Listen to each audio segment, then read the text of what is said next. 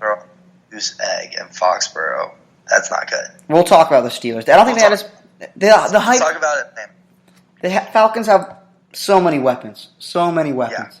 This is what I was going to say. You look at their weapons. I want to pick them to win the Super Bowl every year because Matt Ryan is supposed to be good, and he is. He's a good quarterback. Julio's unguardable. Calvin Ridley's killing it. Devontae Freeman's healthy for the first time. You're like, how are they not scoring 50? How are they not competing with Mahomes' offense? I just don't know. I think this is the one team. I still believe in the Falcons. This is the overreaction of week one everyone's going to have is the Falcons' offense stinks or whatever. Minnesota's secondary is phenomenal. The Falcons started off the game. They immediately went 14-0. First series resulted in a block punt. It put Minnesota inside the 30. Next series, Matt Ryan threw a terrible interception, put them within the Vikings within the 30. Quick 14-0. After that, it's not even close. Matt Ryan was terrible the whole first half. He threw a jump ball off his back leg to the end zone for an interception. He wasn't good. The offensive line stunk for the Falcons. That's your stuff.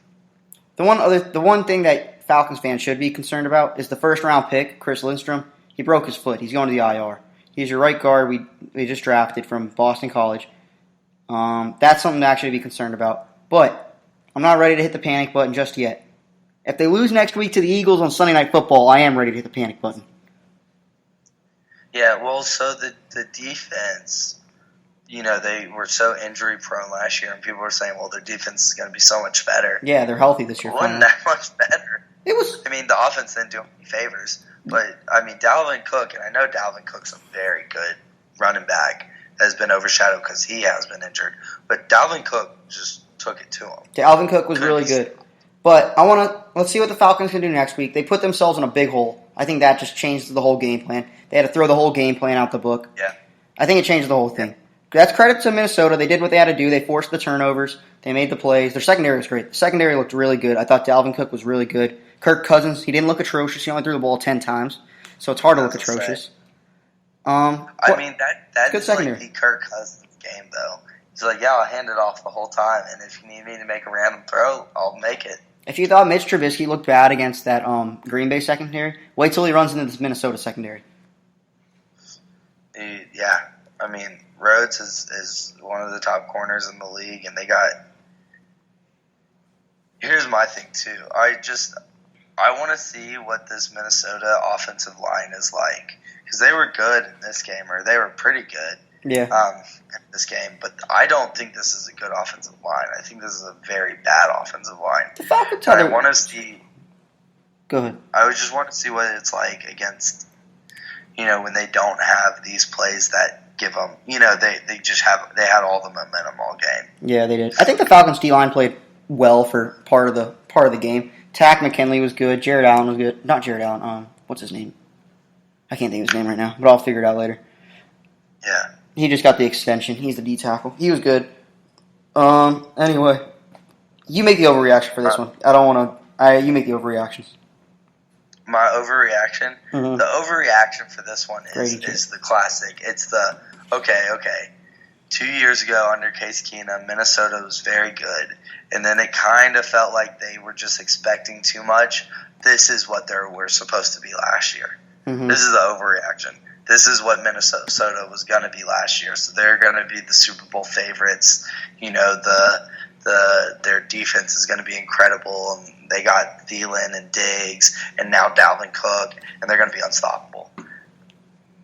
We still have not seen what's his name? Kirk Cousins. We haven't seen him do it yet. Not yet. But that's the overreaction. This is what Minnesota was supposed to be last year. I think they'll be good. I think they have a chance to definitely win a playoff spot. I don't think they will, but I think they have a chance. Don't believe in the offense, but we'll see. Yeah. All right, so for this next game, I wonder what your overreaction is going to be. But it's Baltimore at Miami, an easy 59-10. Lamar Jackson, pretty good for a running back. Not bad for a running back. 5 touchdowns, 324 passing yards. He won the MVP last night, yesterday afternoon, sorry. 4 o'clock Eastern Time, he was handed the MVP trophy, and the Miami Dolphins were handed their 0-16 trophy. Oh, my gosh. The Dolphins are going to go 0-16. Oh, yeah, for sure. That's my overreaction. Okay, so maybe. I will say maybe because there's always, and this happens all the time, because, we saw the Bills last year, that team, and they got stomped week 1, and it was like, oh, man, this Bills team is going 0-16. But then teams slip up, teams don't prepare, and these players are at this point, it's just oh, we got to take advantage. If they're in a game in the second quarter, they're we got to take advantage. This might be our only win. You know what I mean? So they got to play hard. So I could see them maybe winning one. This is one of the worst teams I've ever seen. Okay. Because those Browns team that had talent, they were poorly coached. This team doesn't have anything. I think I got a few points. You brought up the Bills last year, that people weren't ready for them. That was just you trying to save face because the Titans lost to them last year and cost you the playoffs. The other thing is, it was really mean of Jim Harbaugh to bully him with a fake punt like that when you're up 35-3. It's just not nice. You can't be doing that. Yeah. Well, that should be illegal. Yeah, hey, I feel like you should. You don't want them to get it. Stop it. You shouldn't even be allowed to run any fakes, any trick plays against this team. Stats. Did I see whose stats? RG3 stats. No, I don't want to know how good they were. He was 6 for 6 for a touchdown and 150 or something like that. I am happy for maybe rookie of the year front runner now, Hollywood Brown. Who else is out there for it? Well, hey, you know who else what rookie wide receiver really balled out? A.J. Brown. A.J. Brown. Yeah. Did any of the quarterbacks ball out? Daniel Jones had a fumble. Yeah. Kyler Murray showed off his clutch gene. Kyler Murray's still undefeated. Yeah, that's true. All right. Last thing I have to say. We should do some sort of champagne celebration that the Dolphins do when they go 16-0, but we need to do it if they win a game if they win one game this year. Yeah. Oh man. They should do that. Just hand out goggles going into the locker room. They're what are these for? We're celebrating. Think we're gonna win another one? we got Tua locked up and we got one win. What else could you want? Okay. Tell me right now. How many Dolphins fans are gonna just start watching Alabama games instead of Dolphins games? I don't know. When do you think we're gonna see the first Tua jersey? When do you think we see the first Dolphins Tua jersey? I want to see the first Dolphins Tua jersey. Yeah, and go ahead. The other thing that's interesting, because this is really, this is the first time I think we've seen a full-on tank. Trading away Kenny Stills, trading away Laramie Tunsil, just not trying to sign anyone big, trying to be bad. This is the first time I've seen a full-on tank in the NFL. It's easy for the NBA because, you get a player like Zion, that's probably 30 wins right there. But it's if you get Tua and you still have this garbage offensive line and no defense in the secondary that makes Lamar Jackson, look like Randall Cunningham, what is he going to do? Are you going to win 2 games next year? What? If they get, so it's if they get Tua, I don't understand some of why they could have kept Laramie Tunsil. They definitely needed to keep Laramie Tunsil. Yeah, they don't need what are they going to get for that first round pick? A left tackle? What is that might pick? Be Laramie Tunsil. What pick is that pick supposed to be? It's the Texans pick. It's whatever it is. They got to find a way to get Jeremy Jeudy and Tua together. Maybe they'll have a chance to win then. Here's the thing. Okay, they get Jeremy Jeudy and Tua. Jerry Jeudy, sorry. And Tua has, or Jerry Jeudy, not Jeremy. And Tua has half a second to throw it. Or the other team is putting up 49 every game. It doesn't change anything. You're still not winning games. I think Jerry Jeudy still only needs half a second to get the ball to make a play. He's that good. But what they need next year is they need to draft 5 new offensive linemen, Tua and Jerry Jeudy. And all 5 of those offensive linemen need to go on to be all pros. That's what they need to do. They got a plan. I trust in Miami. #tank for Tua. I know these players. And you know what? All these players that are asking to get traded away, telling their agents already, get me off this team, You won't be part of the championship celebration in 3 years. Just get out of here. Go ahead. We don't need you. We don't need you. Let's be honest. If they're not, they are players that Miami said, yeah, these are the players we want to lose with. If they're winning a chip in 3 years, those guys aren't on the team anyways. That's true. That's true. If you aren't with us at our worst, you can't be with us at our best. Because you're not that good. All right, Matt. This is the game I think I want to talk about the most. Yep. This was, most people I would say, is probably the biggest shocker of the week. First of all, I think there needs to be a little background to just what this whole year is going to be like. Because can you please explain how you saw it coming too? We are in a fantasy football league, and I don't remember which round it was. Why are we talking about I think it was like round Walker. 10. Yeah, go ahead.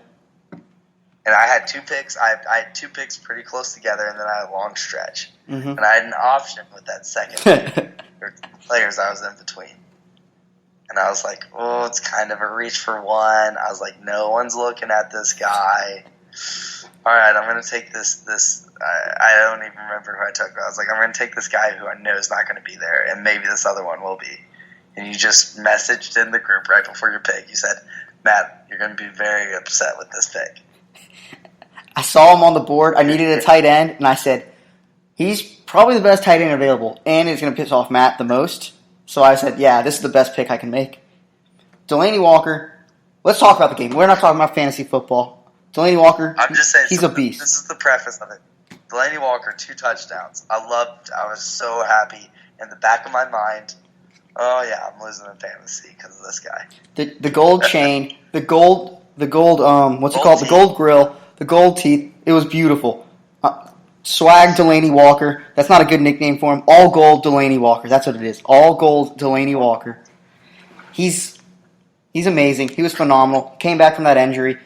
Was great. The Titans dominated the Browns. The big This is the issue with the Browns. Everyone's hyping up these players. We got Jarvis. We got Odell. Nick Chubb. Look at him last year. He didn't do shit last year. We don't care about Nick Chubb. Then you got this great defense. You got Denzel Ward. You got who's the guy on the D-line? I don't know.